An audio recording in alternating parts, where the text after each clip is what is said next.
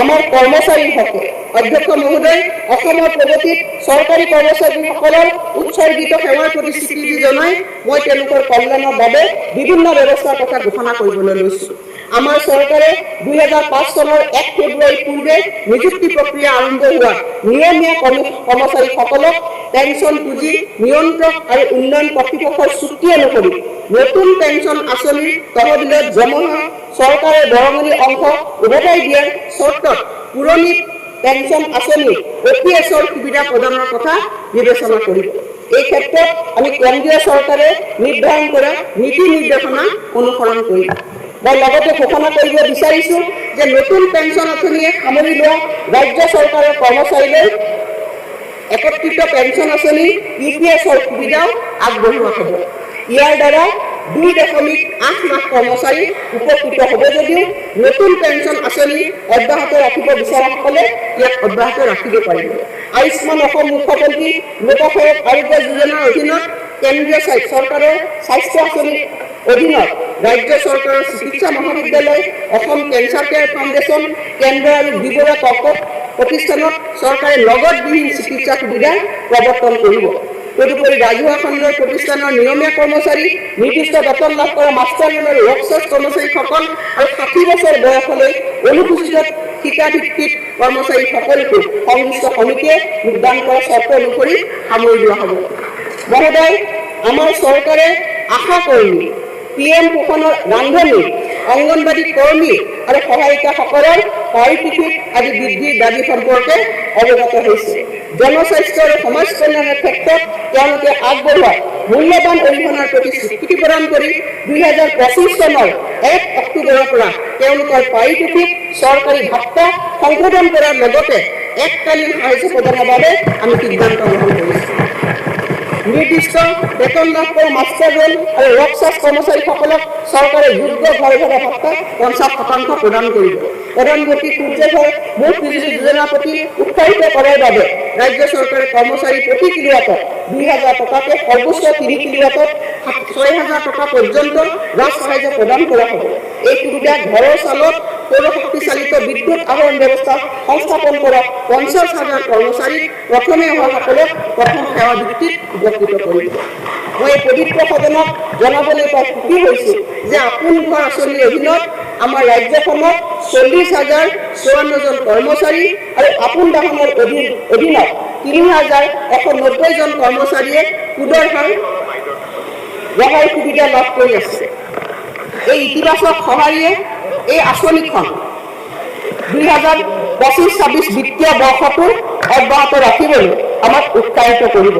এই সুবিধা ৰাজহুৱা খণ্ডৰ প্ৰতিষ্ঠানৰ নিয়মীয়া কৰ্মচাৰী আৰু 60 বছৰ বয়সলৈ অধিসূচিত ঠিকাভিত্তিক কৰ্মচাৰীসকলকো সম্প্ৰসাৰণ কৰা হ'ব। শূন্য ব্যয় দুৰ্ঘটনা আৰু মৃত্যু বীমা জিৰ' কষ্ট এক্সিডেণ্ট এণ্ড ডেথ ইঞ্চুৰেঞ্চৰ সুবিধা ঠিকাভিত্তিক আৰু ৰাজহুৱা খণ্ডৰ প্ৰতিষ্ঠানৰ সেইসকল কৰ্মচাৰীলৈকে সম্প্ৰসাৰিত কৰাৰ কথা মই ঘোষণা কৰিলোঁ যিসকলে তালিকাভুক্ত বাণিজ্যিক বেংকৰ পৰা দৰমহা লৈ আছে। বিদ্যালয় প্ৰাদেশিকৰণ অধ্যক্ষ মহোদয়, মঞ্জুৰি নথকাৰ বাবে অসম শিক্ষকৰ সেৱাৰ প্ৰাদেশিকৰণ আৰু শিক্ষা প্ৰতিষ্ঠান পুনৰ গঠন আইন 2018 চনত হোৱা সংশোধনীৰ অধীনত প্ৰাদেশিকৰণ কৰিব নোৱাৰা 1 জানুৱাৰী 2006 বা তাৰ পূৰ্বে স্থাপিত শিক্ষা প্ৰতিষ্ঠানৰ প্ৰাদেশিকৰণৰ মই প্ৰস্তাৱ আগবঢ়াইছোঁ।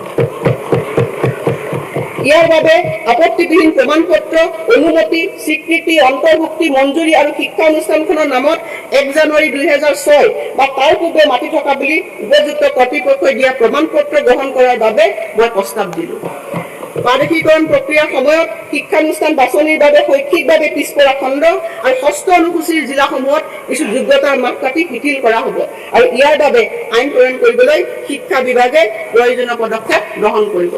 মই লগতে ঘোষণা কৰোঁ যে যিসকল টিউটৰে সংশোধিত অসম শিক্ষকৰ সেৱাৰ প্ৰাদেশিকৰণ আৰু শিক্ষা অনুষ্ঠানৰ পুনৰ গঠন আইন 2017 অনুসৰি শৈক্ষিক আৰু পেছাগত অৰ্হতা 5 বছৰৰ ভিতৰত সম্পূৰ্ণ কৰিব, তেওঁলোকক শিক্ষকৰ পদলৈ উন্নীতকৰণ অব্যাহত থাকিব। গুৰুত্বপূৰ্ণ সিদ্ধান্তসমূহ ঘোষণা কৰিছোঁ। গৱেষণা কাৰ্য আৰু সংৰক্ষণ তথা নথিভুক্তিকৰণ আদিৰ বাবে আধুনিক প্ৰযুক্তি আহৰণ কৰিবলৈ মই শ্ৰীমন্ত শংকৰদেৱ কলাক্ষেত্ৰলৈ 2টা সম পৰিমাণৰ বাৰ্ষিক কিস্তিত 100 কোটি টকাৰ এককালীন অনুদান আগবঢ়োৱাৰ কথা ঘোষণা কৰিছোঁ। মই ঘোষণা কৰিছোঁ যে মুঠ 3টা পৰ্যায়ত অসমৰ সকলো জিলা সদৰত সাহিত্যৰথী লক্ষ্মীনাথ বেজবৰুৱা ভৱন নামেৰে বহুমুখী সাংস্কৃতিক প্ৰকল্প আমি নিৰ্মাণ কৰিম। প্ৰতিটো প্ৰকল্প অত্যাধুনিক প্ৰেক্ষাগৃহ ভীতিকা আদিৰে সুসজ্জিত হ'ব আৰু প্ৰেক্ষাগৃহসমূহত সাহিত্যৰথী লক্ষ্মীনাথ বেজবৰুৱাৰ জীৱন তথা প্ৰদৰ্শিত হ'ব। 35খন জিলাৰ বাবে ব্যয় কৰিব লগা 700 কোটি টকাৰ ভিতৰত মই 12খন জিলাৰ বাবে 240 কোটি টকা এই বাজেটত আবণ্টন দিছোঁ। আমি সকলো জিলা আৰু উপজিলাৰ প্ৰতিটো জনজাতি আৰু অন্যান্য নৃগোষ্ঠীয় সম্প্ৰদায়ৰ বাবে পৃথকে পৃথকে বহুমুখী সাংস্কৃতিক প্ৰকল্প নিৰ্মাণ কৰিম আৰু এনে প্ৰতিটো সাংস্কৃতিক প্ৰকল্পৰ বাবে মই 5 কোটি টকাৰ আবণ্টন দিয়াৰ প্ৰস্তাৱ ৰাখিছোঁ আৰু প্ৰাৰম্ভণিক পৰ্যায়ত 2025-26 বৰ্ষৰ সময়ছোৱাত 20টা এনেকুৱা প্ৰেক্ষাগৃহ নিৰ্মাণ কৰা হ'ব আৰু ইয়াৰ বাবে মই বাজেটত 100 কোটি টকাৰ আবণ্টন দিছোঁ। আমি অসমৰ প্ৰখ্যাত চুফি সন্ত আজান পীৰে ৰচনা কৰা জিকিৰ আৰু জাৰিসমূহ ৰাজ্যসমূহৰ বিভিন্ন থলুৱা ভাষালৈ আমি অনুবাদ কৰিম। আনন্দৰাম বৰুৱা ভাষা কলা সংস্কৃতি সন্থাক এই গুৰু দায়িত্ব বহন কৰিব।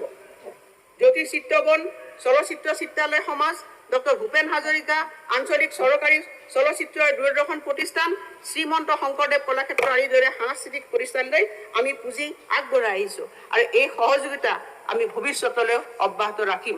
তদুপৰি জ্যোতি চিত্ৰবন চলচ্চিত্ৰ চিত্ৰালয় সমাজৰ উন্নীতকৰণৰ বাবে আমি এখন 4জনীয়া সমিতি ঘোষণা কৰিম আৰু প্ৰতিষ্ঠানটোৰ কৰ্মচাৰীসকলৰ প্ৰাদেশিকৰণো মই ঘোষণা কৰিছোঁ। মাজুলী সাংস্কৃতিক বিশ্ববিদ্যালয়ৰ সাংস্কৃতিক শৈক্ষিক আৰু গৱেষণামূলক কাৰ্যসূচীৰ উন্নীতকৰণৰ বাবে মই বিশ্ববিদ্যালয়খনলৈ 50 কোটি টকাৰ আবণ্টন দিয়াৰ প্ৰস্তাৱ আগবঢ়াইছোঁ। স্বতন্ত্ৰ পুঁজি কাৰ্যাৱলী আৰু কাৰ্যকৰ্তাৰ ব্যৱস্থাপনাৰ সৈতে সত্ৰ ন্যায়িক আৰু ভূমি প্ৰশাসনৰ প্ৰতিনিধিৰে আমি এখন 5জনীয়া পৃথক সত্ৰ সংৰক্ষণ আৰু উন্নয়ন বোৰ্ড গঠন কৰিম। সত্ৰৰ ভূমিক বেআইনী আৰু বলপূৰ্বক দখলৰ পৰা ৰক্ষা কৰিবলৈ এই বোৰ্ডখনক অসম ৰাজহ বোৰ্ডৰ পৰ্যায়ৰ উপযুক্ত ক্ষমতা প্ৰদান কৰা হ'ব। ইয়াৰ বাবে প্ৰয়োজনীয় বিধেয়ক আমি পবিত্ৰ সদনত দাখিল কৰিম। কোচবিহাৰৰ মধুপুৰ সত্ৰৰ সংৰক্ষণৰ বাবে ৰাজ্য চৰকাৰে চিন্তা চৰ্চা কৰা এক 50 কোটি টকীয়া প্ৰকল্পৰ বিষয়ে জনাবলৈ পাই মই নথৈ আনন্দিত হৈছোঁ। আমাৰ চৰকাৰে সত্ৰখনক ঐতিহ্য ক্ষেত্ৰ হিচাপে ঘোষণা কৰাৰ বাবে কেন্দ্ৰীয় চৰকাৰক অনুৰোধ জনাব। মই ঘোষণা কৰোঁ যে আমাৰ চৰকাৰে অসম চৰকাৰী ভাষা আইন 1960খন কটকটীয়াকৈ ৰূপায়ণ কৰিব আৰু ইয়াৰ বাবে দণ্ডবিধি ব্যৱস্থাপনা অন্তৰ্ভুক্ত কৰিবলৈ প্ৰয়োজনীয় সংশোধনী বিবেচনা কৰা হ'ব।